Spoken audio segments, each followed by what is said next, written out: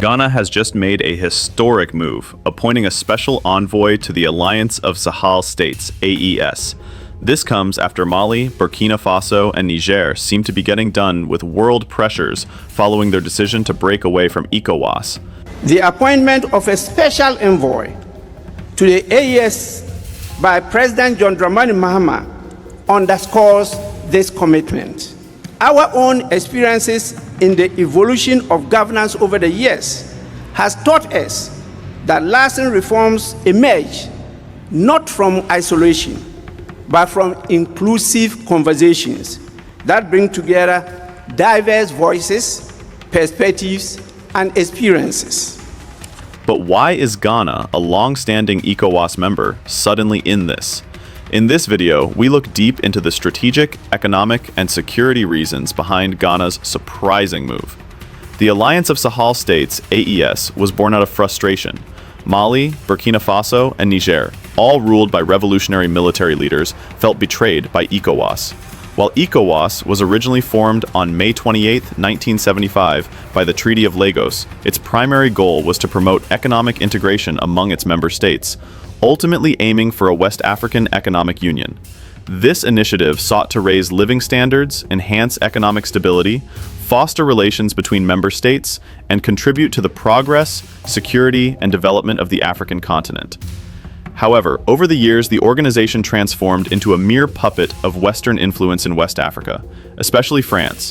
The region struggled with failed economies, insecurity, and broken systems of administration, while leaders of these countries met yearly to preach about democracy, partly because they received funding from Western countries and the United States of America.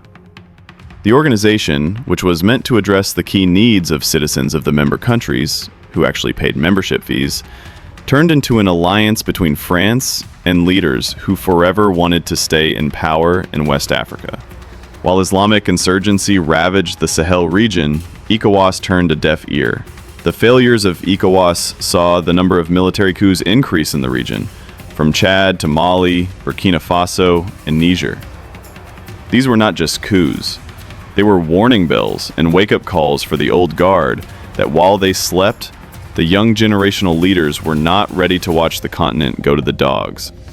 ECOWAS, instead of addressing the challenges that faced the regional bloc members, victimized the young charismatic leaders, branding them military juntas with no values for democracy, introducing a series of sanctions against Mali and Burkina Faso, and threatening military action against Niger. The last to undergo a military coup was the turning point. Mali and Burkina Faso declared that any attack by ECOWAS forces on Niger would mean war on Mali and Burkina Faso. These nations accused ECOWAS of imposing harsh sanctions instead of supporting their fight against jihadist insurgencies.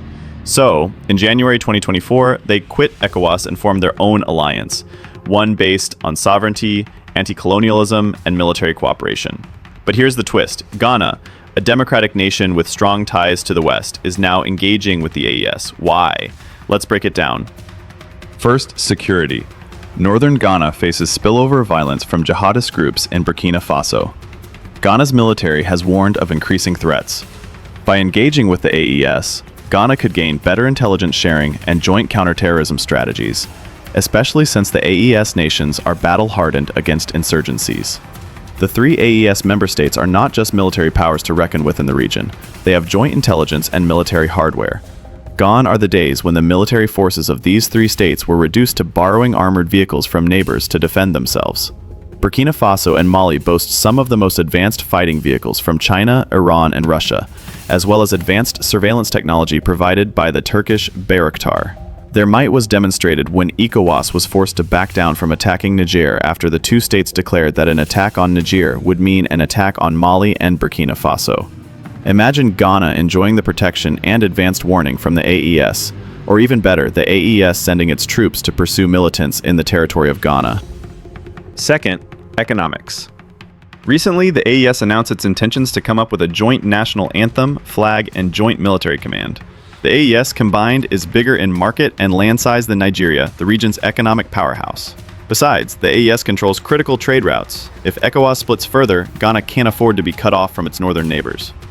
Preemptive diplomacy ensures smoother trade, especially for goods moving from Ghana's ports to landlocked Sahel nations. Ghana finds itself at a critical juncture, as other trading partners like Morocco have given sea access to the countries of the Alliance of Sahel states. If Ghana does not take steps, competition from Morocco and Togo could make Ghana lose relevance to the Alliance of Sahel states, which are the biggest clients of ocean ports, given their geographical location as landlocked countries. Ghana must act now to secure a place in the economic future not only of the AES states, but of the region. Third, geopolitical balancing. The West African region is more divided today than before. The Alliance of Sahel states has written off the old order of depending on France and other European countries and the United States of America. Europe is intimidated as Russia and China continue to demonstrate that they value African countries as partners rather than colonies. However, it is still too early for Western influence to be wiped out completely. The West could still play a role in the geopolitics by sponsoring coups and regime changes. Ghana has always played both sides, maintaining ties with the West while courting China and Russia. The AES is increasingly pro-Russia, think Wagner Group. By engaging the AES, Ghana keeps its options open in a multipolar world, while not directly saying, "We are now pro-Russia and China." Yet, their cooperation with the AES gives them quicker access to Russia and China, should the need arise. Let's be real. ECOWAS is in crisis, with Mali, Burkina Faso, and Niger gone, and other nations like Chad, Senegal, and Guinea showing interest in the AES. The bloc is weakening. And besides, the name Captain Ibrahim Traoré is no longer just the name of the transitional president of Burkina Faso. It is a brand name, a symbol of resistance against Western neo-colonial practices and hope for true liberation and freedom. The name echoes across the continent, from the north to the South Pole, and from the plains of the Congo forest to the calm Indian Ocean. There is no doubt a total collapse of ECOWAS is imminent, and Ghana might be hedging its bets, preparing for a future where regional power shifts toward the AES. Remember, ECOWAS's harsh sanctions against Niger backfired, making the AES more popular. Ghana's move could be a quiet signal that even democratic nations are rethinking ECOWAS's approach. But this isn't without risks. Ghana relies heavily on Western aid and investment. If the US or EU sees Ghana as drifting toward Russia-friendly AES nations, will funding be affected? Also, Ghana's democracy contrasts sharply with the AES's military regimes. Could this cause tensions later? These are issues of wide contention, and the decisions taken by Ghana will heavily impact its foreign policy. But for now, it is seemingly clear that many African countries, from Chad to Botswana, are choosing to go the Traoré style, which is proving workable for many struggling African economies and democracies. Ghana's outreach to the AES is a masterstroke of realpolitik, securing its interests in a changing West Africa. Whether this leads to full membership or just closer ties, one thing is clear: the old order is crumbling and Ghana isn't waiting to be left behind. What do you think? Is Ghana making the right move? Could more ECOWAS nations follow? Drop your thoughts below. And don't forget to like and subscribe for more deep dives. Till we meet in the next video, thanks for watching.